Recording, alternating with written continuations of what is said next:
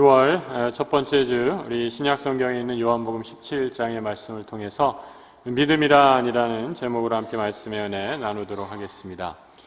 여러분, 신앙이 무엇인가 이렇게 물으시면 신앙을 어떻게 정의하시겠습니까? 믿음을 어떻게 정의하느냐에 따라서 우리의 신앙의 색깔과 또 모습이 결정되는 것 같습니다. 만약에 우리의 믿음이 하나님께서 재물의 복만을 생각한다면 통장에 잔고에 잔액이 없으면 이 믿음을 잃어버리게 되는 그런 결과가 일어나게 되죠. 또 우리가 건강할 때만 하나님께서 우리에게 믿음을 잘 유지하게 해주신다 이렇게 생각한다면 병들고 아팠을 때에는 우리의 신앙을 유지하는 것이 어려운 것을 보게 됩니다. 믿음하면 떠오르는 성경의 정의가 있죠. 바로 히브리서 11장에 있는 정의입니다. 어떻게 되어 있습니까? 믿음은 바라는 것들의 실상이요 보이지 않는 것들의 증거다라고 이렇게 말씀하고 있지요. 히브리서에서 말하는 믿음, 여러분 오늘 예수님이 말하는 믿음의 정의와 함께 비교해서 생각해 보시기 바랍니다. 히브리서에서 말하는 믿음이 맞고 오늘 예수님이 말씀하시는 믿음이 틀린 것이 아니죠. 또 반대로 오늘 본문이 맞고 히브리서의 정의가 잘못된 것도 아닙니다.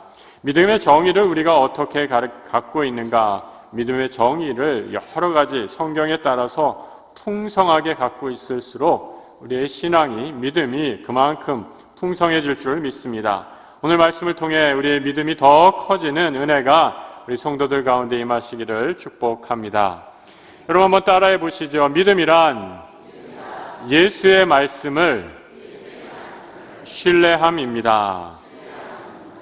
여러분, 믿음은 아주 간단하게 정의해서 예수의 말씀을 믿는 것, 그것을 신뢰하는 것입니다. 내가 믿는 하나님, 예수가 믿을 만한 분이시기에 그분의 말씀을 따르고 신뢰하는 거죠. 토요일 오후에 친구가 전화가 왔습니다. 오늘 날씨가 참 좋으니까 산행에 가자라고 이렇게 얘기합니다. 나는 별로 산을 좋아하지 않지만 친구가 오랜만에 전화를 하니까 그래 가자라고 이렇게 동의를 합니다. 그리고 얼마 안 있어서 또 전화가 오는 거죠. 또 다른 친구가 전화가 와서 야, 오늘 재미있는 영화 있잖아. 그 요즘 인기 있는 영화라는데 내가 보여줄 테니까 그 영화 보러 가자. 이렇게 또 전화가 온 겁니다. 여러분 같으면 어떻게 하시겠어요? 영화를 보러 가시겠습니까? 아니면 평소 별로 좋아하지 않는 산에 따라가겠습니까? 저 같으면 당연히 영화를 보러 갈 것 같아요. 그런데 여러분, 이런 모습은 신실하다, 믿을만하다라는 그런 모습은 아니지요.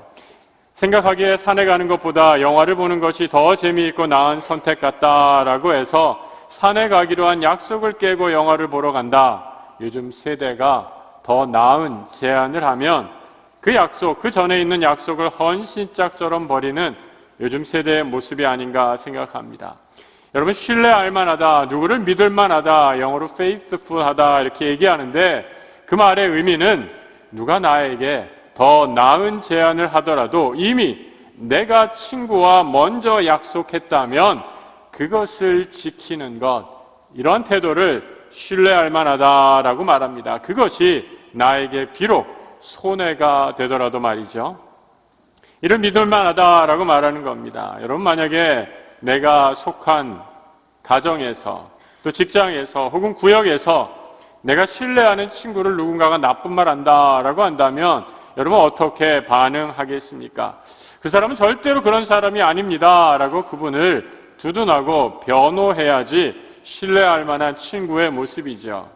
대부분의 우리 사람들 그런 상황 가운데 침묵하죠. 때로는 아 그래 그 사람 그런 면이 있었구만 하고 하면서 오히려 동조하는 모습까지 보이는 것이죠. 믿음의 가장 기초인 신뢰라는 덕목, 요즘 시대에는 점점 사라져 버리고 있습니다. 직장에서, 가정에서, 사회에서 믿음의 기초인 신뢰가 흔들리고 있습니다. 그러다 보니 사람들은 서로를 믿지 못하지요. 모두가 서로를 의심하는 세상 가운데 살아가고 있습니다. 신뢰할 수 없어서 누구도 믿지 못하는 이 시대 가운데 여러분, 교회의 역할이 무엇일까 생각해 봅니다. 바로 믿음의 신뢰를 회복하는 것이죠. 여러분, 교회는 이 땅에 세워주신 하나님의 말씀의 공동체입니다. 어떠한 상황과 어려움이 있더라도 우리는 하나님의 약속의 말씀을 붙잡고 그 말씀을 붙잡고 살아가는 신뢰와 믿음의 공동체이다라는 거죠. 그래서 교회를 거룩한 약속, 바로 언약 공동체라고 부르는 것입니다. 우리가 하나님의 말씀을 끝까지 지키는 이유, 바로 우리 주님께서 우리를 끝까지 그렇게 신실하게 사랑하셨기 때문이죠. 6월절 전에 예수께서 자기를 떠나 아버지께로 돌아가실 때가 이른 줄 아시고 세상에 있는 자기 사람들을 사랑하시되, 그 다음에 어떻게 사랑하셨다고 말씀합니까? 끝까지 사랑하셨다라고 말씀하고 있습니다. 여러분, 남극 정복을 누가 하셨는지 아십니까? 어니스트 셰클턴이라는 영국 사람이 1915년에 남극을 정복합니다. 사실 그 전 1907년에 남극 정상 97마일까지 접근했지만 정상을 앞에 두고 악천후와 여러 가지 기상 악화와 또 대원들의 탈진으로 인해 안타깝게도 남극 정상을 정복을 눈앞에 두고 실패해서 고국 영국으로 돌아오게 됩니다.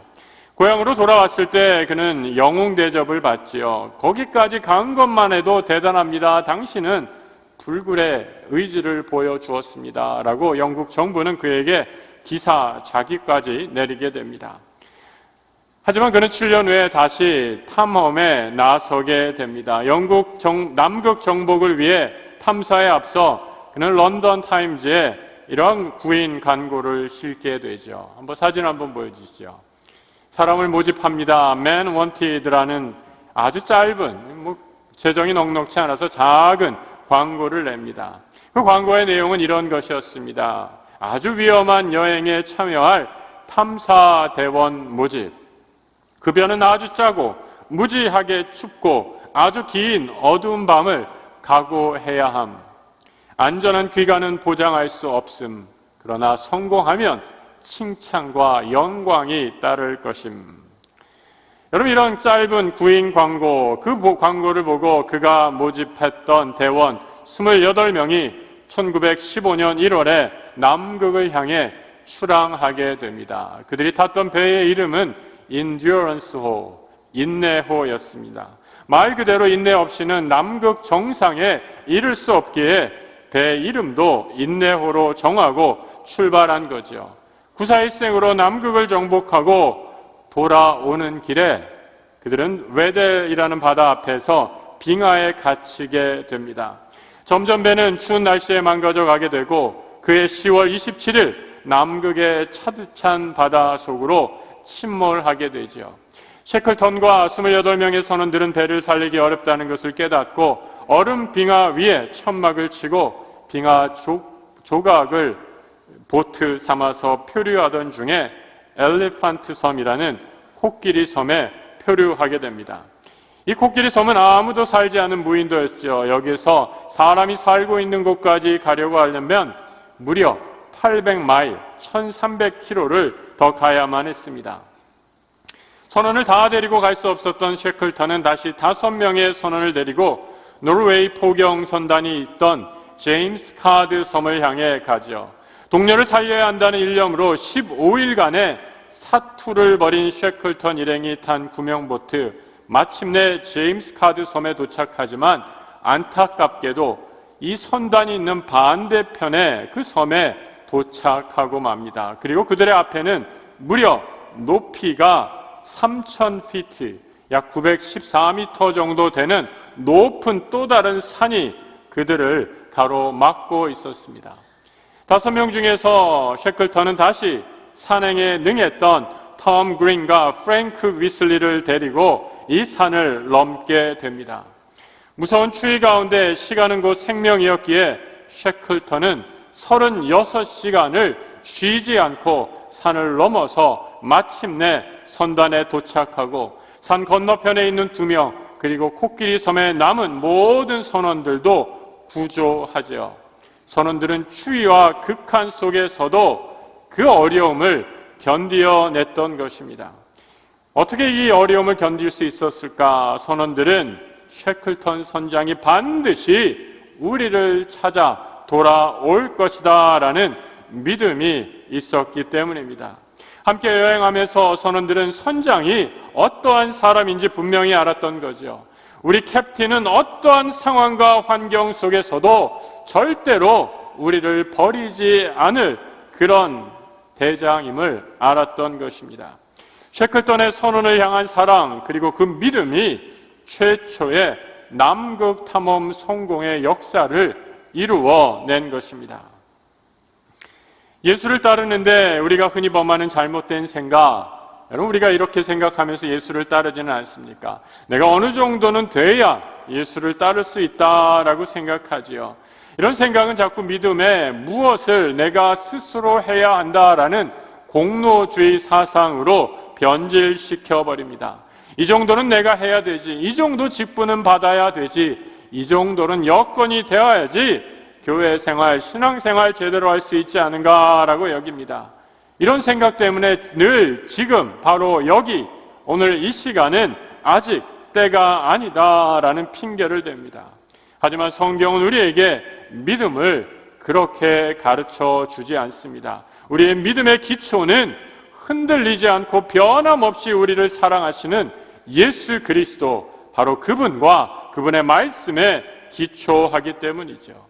예수 그리스도, 그분이 신뢰할 만한 분이십니다. 그리고 그분은 약속을 절대로 어기시는 분이 아니시죠. 민수기 23장은 이렇게 말씀합니다. 하나님은 사람이 아니시니 거짓말을 하지 않으시고 인생이 아니시니 후회가 없으시도다. 어찌 그 말씀하신 바를 행하지 않으시며 하신 말씀을 실행하지 않으시랴. 하나님은 인생이 아니시기에 하신 말씀을 반드시 지키시고 이행하시는 분이십니다. 그분을 신뢰하는 것, 그것이 믿음인 거죠. 내 상황과 처지, 형편에 상관없이 내가 내 삶 가운데 때로는 풍랑이 일 때라도, 고요할 때라도, 건강할 때라도, 병들어 아플 때라도 상관없이 그분의 말씀을 붙잡고 따르는 것, 그것이 바로 믿음임을 성경은 가르쳐주고 있습니다. 마가복음 4장에서 예수님과 제자들이 바다를 건너갈 때 큰 풍랑이 일게 되죠. 제자들은 당황하고 두려워합니다. 그리고 고물에서 고온히 주무시는 주님을 흔들어 깨우게 되죠. 주님이 일어나시자 성난 파도를 향해 이렇게 꾸짖으십니다. 잠잠하라, 고요하라. 그리고 그 말씀에 성난 파도가 순식간에 고요한 호수로 바뀌게 되죠. 많은 사람들이 이 기적과 이사를 보고 착각합니다. 아하, 신앙이란, 믿음이란 잔잔한 바다와 같은 것이구나. 여러분, 이렇게 생각한다면 믿음의 정의를 잘못 내린 것입니다. 잔잔한 바다는 믿음의 결과일 뿐이죠. 참된 믿음은 무엇입니까? 풍랑이는 바람 속에서도, 그 파도 속에서도 주님을 붙들고 사는 것, 이것이 바른 믿음의 정의입니다. 우리 주님이 나와 함께 하시는 이상 아무리 거센 풍랑과 파도가 인다 할지라도 나를 절대로 삼키지 못함을 확신하는 것, 이것이 바로 믿음인 것이지요. 주님이 내 삶의 모든 것입니다. 내가 그러기에 어떠한 상황에서도 주님만을 의지하겠습니다. 이 고백으로 오늘 함께 예배드리는 주님만을 신뢰하는 우리 모든 성도들 되시길 우리 주님의 이름으로 축복합니다. 두 번째로, 믿음이 전적인 신뢰를 통해 시작된다면 믿음의 두 번째 차원, 바로 하나됨의 차원입니다. 여기서 하나됨이란 거룩한 교회 공동체의 비전이죠. 예수를 통해 그리스도를 머리 삼고 우리 모든 성도가 그리스도의 몸으로 변하는 거룩한 교회 공동체의 비전이죠. 오늘 본문이 시작되는 17장 처음 예수의 기도를 한번 같이 살펴보기를 원합니다. 같이 한번 읽어보죠. 아버지여, 아들을 영화롭게 하사 아들로 아버지를 영화롭게, 아버지께서 아들에게 주신 모든 사람에게 영생을 주게 하시려고 만민을 다스리는 권세를 아들에게 주셨음이로소이다. 영생은 곧 유일하신 참 하나님과 그가 보내신 자 예수 그리스도를 아는 것이니이다. 17장 1절부터 3절까지의 믿음의 정의, 예수님이 내리시는 믿음의 정의가 무엇인가 잘 살펴보면 이런 의미이죠. 세상 모든 사람들이 영생을 얻을 수 있도록 그 사람들을 하나님을 알게 하는 것, 그리고 그 영혼을 하나님께로 인도하는 것, 이를 위해 하나님이 나를 보내셨습니다. 이 하나님의 거룩한 사명에 내가 순종하겠습니다. 이것이 바로 주님이 오늘 17장 1절부터 3절에서 고백하는 하나님을 향한 예수의 믿음의 정의입니다. 그런데 이 믿음이 여기서만 끝나지 않지요. 더 이어지는 17장 6절에서 이렇게 이어지고 있습니다. 세상 중에서 내게 주신 사람들에게 내가 아버지의 이름을 나타내었나이다. 그들은 아버지의 것이었는데 내게 주셨으며 그들은 아버지의 말씀을 지키었나이다. 주님은 자신이 하나님의 사명을 완성하는 것으로 이 믿음을 다 이루었다, 하나님의 사명을 다 마쳤다, 이렇게 말씀하지 않지요. 더 나아가 하나님의 자녀들, 그 백성들을 하나님께로 이끌어내시겠다라고 말씀합니다. 계속되는 17장 8절과 9절의 말씀을 우리 같이 한번 읽어보겠습니다. 나는 아버지께서 내게 주신 말씀들을 그들에게 주었사오며 내가 아버지께로부터 나온 줄을 참으로 아오며 아버지께서 나를 보내신 줄로 믿었사옵나이다. 내가 그들을 위하여 비옵나니 내가 비옵는 것은 세상을 위함이 아니오 그들은 아버지의 것이로 소이다. 6절부터 계속되는 구절을 통해 예수의 기도를 천천히 살펴보면 주님이 가지신 사명이 무엇이었는가라는 것을 알게 됩니다. 말씀드린 것처럼 우리 주님은 이 땅에 오셔서 어떠한 고난이 따르더라도 하나님의 말씀을 신실히 전했습니다. 하지만 여기에서만 끝난 것이 아니죠. 예수를 따르는 무리들, 바로 그 제자들을 끝까지 책임지시면서 이 말씀을 따르는 사람, 주의 제자들, 하나님의 백성이 하나님의 소유된 백성이다라고 선포하십니다. 왜 이들이 하나님의 소유가 되었습니까? 제자들은 예수의 말을 하나님의 말씀으로, 아멘으로 받아들였기 때문입니다. 그리고 그 사람들, 예수의 말씀을 따르는 사람들, 그 아버지의 말씀을 받아 그대로 그 말씀을 따라 살아갔다라고 말씀하죠. 예수는 하나님과 말씀을 따르는 그 모든 사람을 이제 하나님의 소유된 백성으로 삼으셔서 하나 되게 하신 것입니다. 그리고 이 사명을 위해 십자가에 자신의 몸과 피를 흘리시기까지 모든 희생의 대가를 지불하신 것이죠. 여러분, 남극에서 조난당한 대원들, 물론 셰클턴을 믿었다라고 하지만 여러분, 이 대원들의 마음속에는 늘 두려움이 있었죠. 여기서 죽는 것이 아닌가. 정말 우리 대장이 이 추운 겨울, 이 엄혹한 날씨를 뚫고 우리에게로 다시 돌아올 수 있을까? 그들은 이런 의심과 두려움과 맞서 싸워야만 했습니다. 하지만 우리 주님은 말씀하신 것을 반드시 이루신 분이시죠. 구약의 모든 언약을 약속대로 성취하셨고 이제 다시 이 땅에 오심으로 이 모든 언약을 완성하실 것을 말씀해 주십니다. 오늘 17장 12절의 말씀을 새번역의 말씀으로 같이 한번 읽어보죠. 내가 그들과 함께 지내는 동안은 아버지께서 내게 주신 아버지의 이름으로 그들을 지키고 보호하였습니다. 그러므로 그들 가운데서는 한 사람도 잃지 않았습니다. 다만 멸망의 자식만 잃은 것은 성경 말씀을 이루기 위함이었습니다. 예수는 우리가 믿을 만한, 신뢰하실 만한 분이십니다. 그 주님은 우리를 지키시고 보호하시고 우리를 생명의 꼴로 먹이시고 우리를 인도해 주셨습니다. 우리가 하나님의 소유되었기에 자신의 모든 것을 버려 우리를 하나님의 사람으로, 하나님의 소유된 백성으로 인도하시기 위해 악으로부터 지켜내시고 보호하셨다라고 말씀합니다. 우리 주님이 언제까지 하나됨의 이러한 노력을 계속하시겠다라고 말씀하십니까? 이전에도 그러셨던 것처럼 지금도 우리를 지키시고 인도하신 것처럼 우리를 영광의 하나님 나라, 그 나라에 이르기까지 우리를 인도해 주시고 함께 해 주시겠다 약속하고 계십니다. 예수의 이 말씀을 듣고 믿고 신뢰하는 것, 그리고 이 말씀을 붙잡고 어떠한 상황에도 흔들리지 않는 것, 그것이 바로 하나님 나라 백성의 믿음인 것이지요. 그리고 이 말씀을 함께 받은 하나님의 소유된 백성들과 하나 되어 그 영광의 나라에 이르도록 함께 이 믿음의 길을 걸어가 마침내 하나님의 영광에 참여하는 것, 그것이 오늘 주님께서 요한복음 17장에서 말씀해 주신 믿음의 요체인 것입니다. 교회는 바로 이 믿음의 기초 위에 하나 되어 서 있는 것입니다. 여러분, 오늘 우리가 예배드리는 이 아름다운 예배당, 얼마나 아름답게 지어진 성전입니까? 그런데 여러분, 이 눈에 보이는 성전 외에 우리에게는 보이지 않는 줄이 연결되어 있습니다.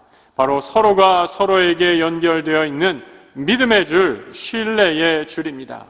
이 믿음의 줄이 우리를 하나 되게 하는 것이지요. 교회 공동체는 바로 이 신뢰의 줄, 믿음의 줄이 끊어지게 되면 분열되고 무너져 버리게 됩니다.